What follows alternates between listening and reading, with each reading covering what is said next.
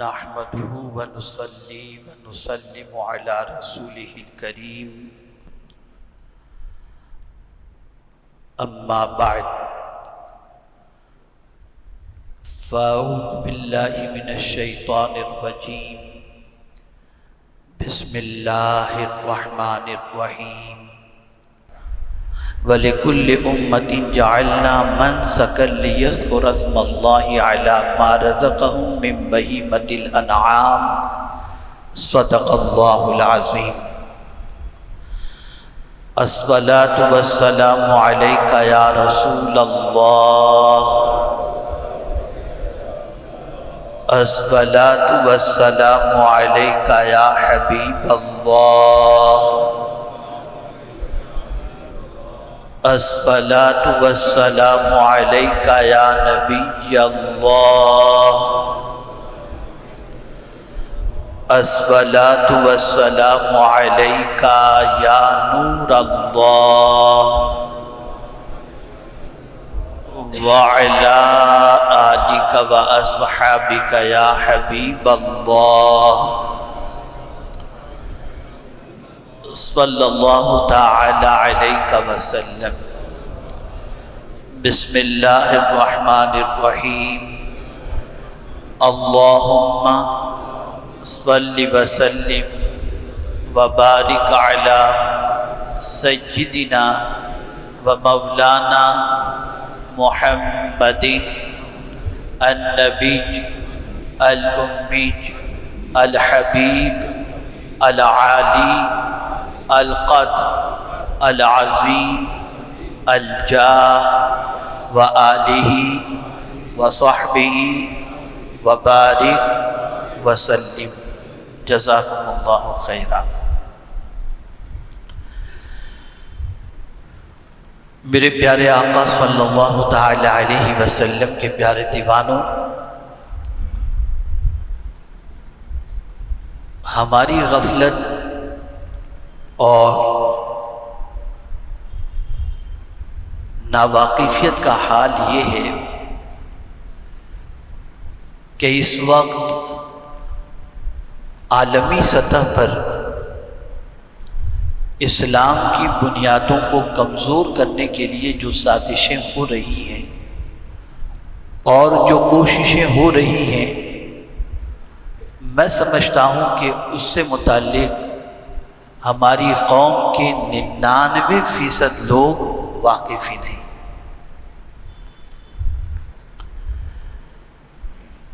پرسوں میں ابھی انگلینڈ کے دورے سے واپس آیا، کئی شہروں میں وہاں پر پروگرامز وغیرہ ہوئے اور بہت قریب سے ہر چیز کو دیکھنے کی میں نے کوشش کی اور حالات کو جاننے کی کوشش کی، تو میں اس نتیجے پر پہنچا ہوں کہ ہماری آنے والی نسلوں کو اسلام پر قائم رکھنا بہت مشکل ہوتا جا رہا ہے،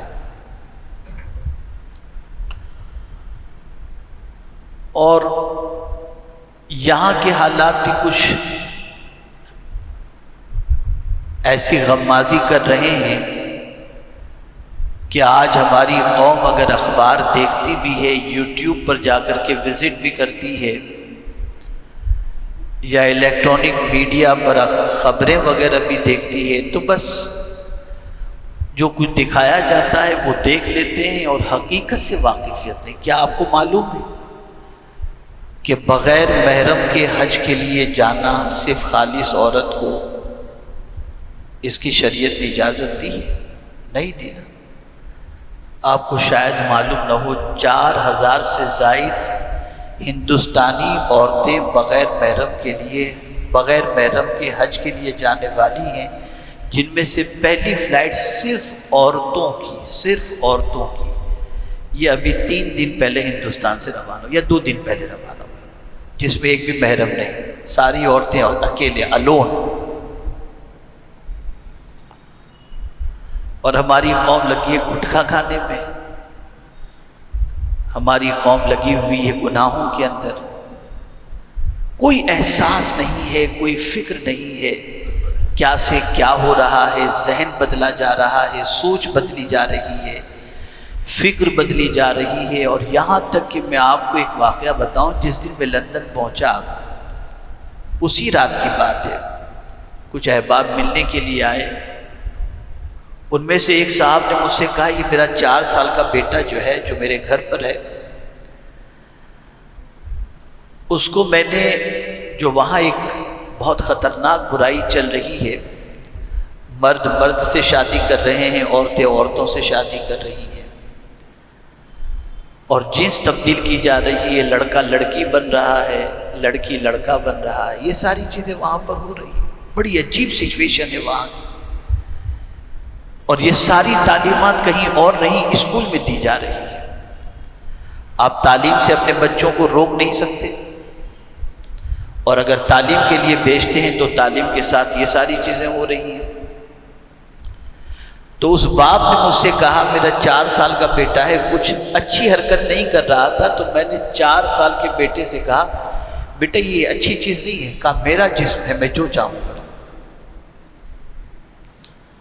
میرا جسم ہے، میں جو چاہوں گا۔ آپ کا جسم ہے، آپ دینی محفل میں جانے کے لیے تیار ہوتے، میں نے کبھی کچھ کہا؟ یہ حالات بن رہے ہیں۔ آج اگر ہم نے اسلام نہیں سمجھا اور اسلام کو پکڑ کے نہیں رکھا تو آنے والی نسلوں کا اسلام پر قائم رہنا بہت مشکل ہے۔ یہ میں آپ کو میرے تجربے کی روشنی میں بتا رہا ہوں، اور دنیا کے حالات کو دیکھنے کے بعد میں آپ کے سامنے یہ بات رکھ رہا ہوں۔ پڑھاؤ اپنے بچوں کو اسلام، سکھاؤ اپنے بچوں کو اسلام۔ لوگ کنفیوز ہو رہے ہیں اسلام کے سلسلے میں۔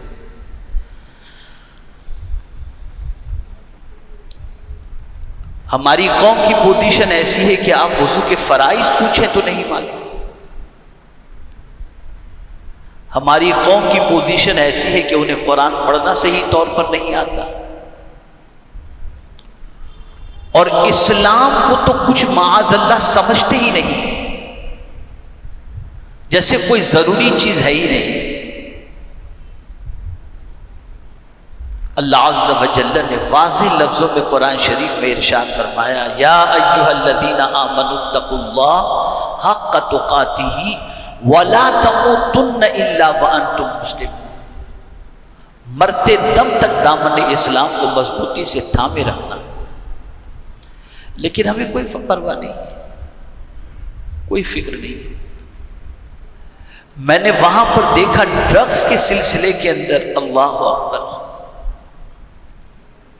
صرف یہی نہیں کہ ہندوستان یا دوسرے ممالک کے اندر یا دوسرے محلوں کے اندر ہندوستان کے ڈرگز کا کام کاج چلتا ہو، بلکہ وہاں پر بھی 12 سال 14 سال 18 سال کے نوجوان ڈرگز کے عادی بنتے جا رہے ہیں، اور ڈرگز کی سپلائی کرنے والے بنتے جا رہے ہیں۔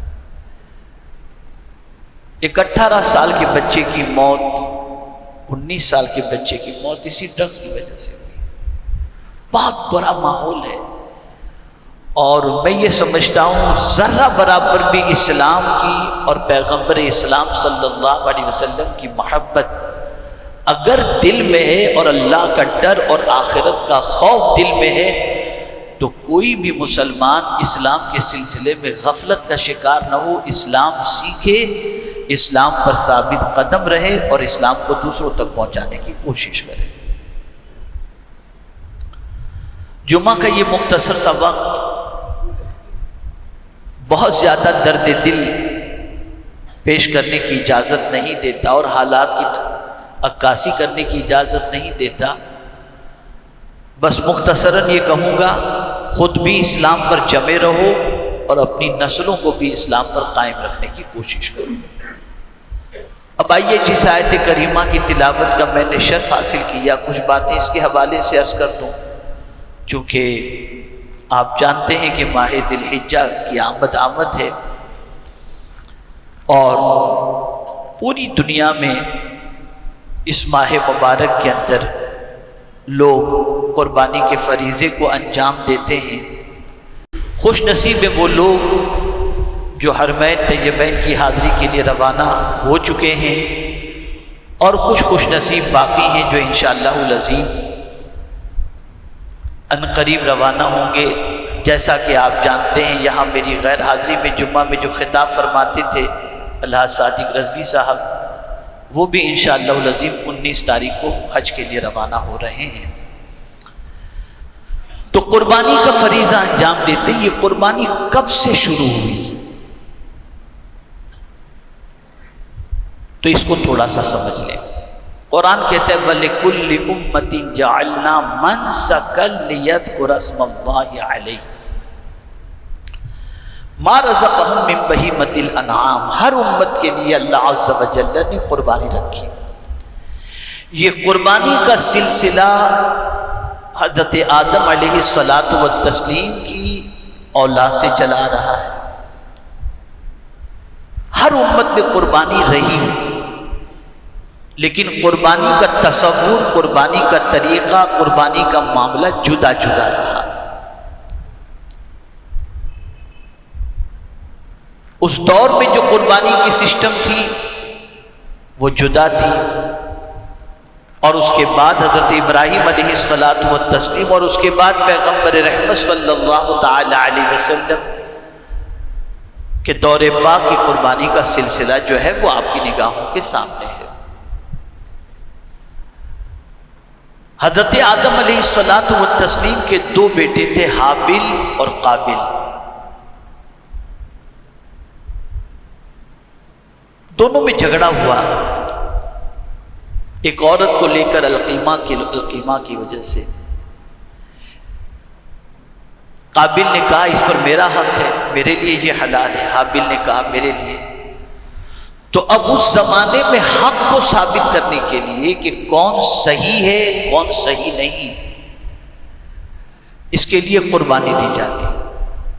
اور قربانی کے لیے کیا کیا جاتا کہ جو قربانی دی جاتی اس قربانی کو ایک پہاڑ پر رکھ دیا جاتا۔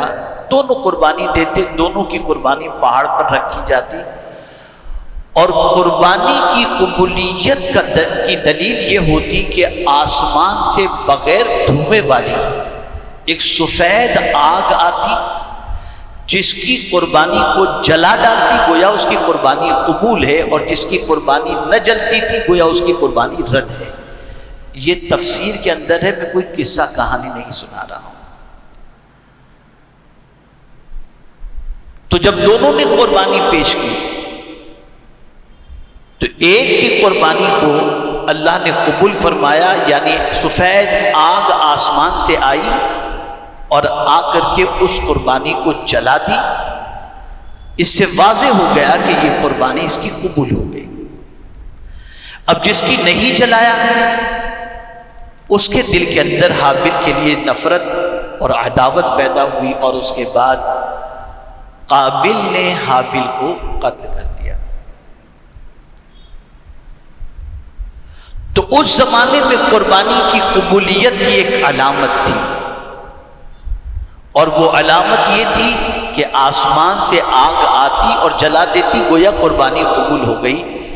لیکن اللہ نے امت مصطفیٰ صلی اللہ علیہ وسلم پر کرم فرما دیا کہ اس کی قربانی قبول ہے یا نہیں یہ اللہ کسی پر ظاہر نہیں کرتا، وہ جانے، اس کا کرم جانے، جس کی چاہے وہ قربانی قبول فرما دے۔ لیکن اللہ نے عیب چھپائے رکھا۔ پھر وہ قربانی جو ہوتی اس میں آگ جلا جاتی، قربانی کا گوشت لوگ نہ کھایا کرتے، لیکن اللہ نے اس امت پر کرم فرمایا خود ہی قربانی کرو اور خود قربانی کے گوشت کو کھا کر اللہ کا شکر بھی ادا کرو۔ یہ اس امت پر اللہ کے رسول صلی اللہ علیہ وسلم کے صدقہ و طفیل اللہ نے بڑا کرم فرمایا۔ یہ بات اچھی طریقے سے ذہن کے اندر محفوظ کر لیں کہ اگر کوئی شخص اس نیت سے قربانی کرے کہ میں تو مزے سے قربانی کے پائے کھاؤں گا، کلیجی کھاؤں گا، گوشت کھاؤں گا، آج یہ بناؤں گا کل یہ بناؤں گا، اس نیت سے قربانی کرے، اس کی قربانی قابل قبول نہیں۔ قربانی کے لیے ضروری ہے کہ وہ اس نیت سے قربانی کرے کہ اس قربانی کے ذریعے وہ اللہ کا قرب حاصل کرے گا، اللہ کو راضی کرے گا، اللہ کے تقرب کی نیت ہو تو اللہ تعالیٰ اس کی قربانی کو قبول فرماتا ہے۔ میرے پیارے آقا صلی اللہ تعالی علیہ وسلم کے پیارے دیوانوں، آقا کریم رؤوف الرحیم علیہ التحیۃ والتسلیم سے پوچھا گیا قربانیاں کیا ہے؟ قربانی نہیں پوچھا گیا، یہ ایک تفصیل طلب موضوع ہے۔ ما هذه الاضاحی یا رسول اللہ صلی اللہ علیہ وسلم، یہ قربانیاں کیا ہیں؟ بات تو صرف جانور ذبح کرنے کی تھی، لیکن قربانی کی وجہ قربانیاں، تو وجہ یہ کہ حضرت ابراہیم علیہ السلام نے صرف قربانی کے طور پر اپنے بیٹے کو ذبح کرنے کی آمادگی اور ذبح کرنے کے لیے تیار نہیں ہوئے تھے، بلکہ اتنی قربانیاں انہوں نے پیش کی تھی، وطن بھی چھوڑا، گھر بار بھی چھوڑا، آرام بھی چھوڑا، تکلیفیں بھی برداشت کی، تو کئی قربانیاں حضرت ابراہیم علیہ السلام کی زندگی پاک کے اندر نظر آتی ہے، اور حضرت ابراہیم علیہ نبی علیہ السلام نے اپنے بیٹے کی قربانی بھی دی۔ اس طریقے سے حضرت ابراہیم علیہ السلام کی قربانیوں کے حوالے سے رسول گرامی وقار صلی اللہ علیہ وسلم نے فرمایا سنت ابیکم، حضرت ابراہیم علیہ السلام کی سنت ہے، تمہارے باپ حضرت ابراہیم علیہ السلام کی سنت مبارک ہے۔ حضرت ابراہیم علیہ السلام کی ذات بہت عظیم ذات ہے۔ قرآن مقدس میں جن کے اسوہ حسنہ کے حوالے سے فرمایا گیا، جن کے اسوہ کا ذکر کیا گیا، اس میں حضرت ابراہیم علیہ السلام کے اسوہ کا بھی ذکر کیا گیا ہے۔ حضرت ابراہیم علیہ نبی علیہ السلام کی ذات بابرکت وہ عظیم ذات ہے کہ معمار کعبہ حضرت ابراہیم علیہ السلام، حج کے لیے بلانے والے حضرت ابراہیم علیہ السلام،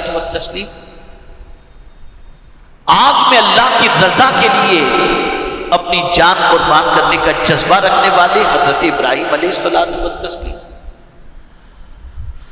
تو حضرت ابراہیم علیہ نبی علیہ السلام کی ذات بہت عظیم ذات ہے، اور رسول اعظم صلی اللہ تعالی علیہ وسلم حضرت ابراہیم علیہ السلام سے متعلق فرماتے ہیں کہ میں تو دعائے خلیل ہوں، حضرت ابراہیم کی دعا کی شکل میں اس دنیا میں حاضر ہوا ہوں، یہ رسول اعظم صلی اللہ علیہ وسلم فرماتے ہیں۔ تو دو چیزیں سمجھنی ہیں، قربانی کا سلسلہ اول روز سے جاری ہے، قربانی کا مقصد اللہ کا قرب حاصل کرنے کی نیت ہو، پھر اس کے بعد آپ نے قربانی کی، اس کا گوشت آپ کھا سکتے ہیں، کوئی مشکل بات نہیں ہے، لیکن نیت گوشت کھانے کی نہ ہو، نیت اللہ کا قرب حاصل کرنے کی ہو، اللہ کے تقرب کی نیت ہو، اس نیت سے قربانی کریں گے، اللہ عز و جل اس قربانی کو اپنی بارگاہ میں شرف قبولیت سے نوازے گا۔ اللہ رب العزت جل جلالہ آقا کریم رؤوف الرحیم علیہ التحیۃ والتسلیم کے صدقہ و طفیل ہم سب کو صحیح معنوں میں قربانی کرنے کی توفیق نصیب فرمائے، اور پروردگار جل جلالہ آقا کریم رؤوف الرحیم علیہ التحیۃ والتسلیم کے صدقہ و طفیل نیک لوگوں کی قربانی کے صدقے میں ہم سب کی قربانی کو بھی قبول فرمائے۔ وما علینا الا البلاغ المبین۔ السلام علیکم ورحمۃ اللہ وبرکاتہ۔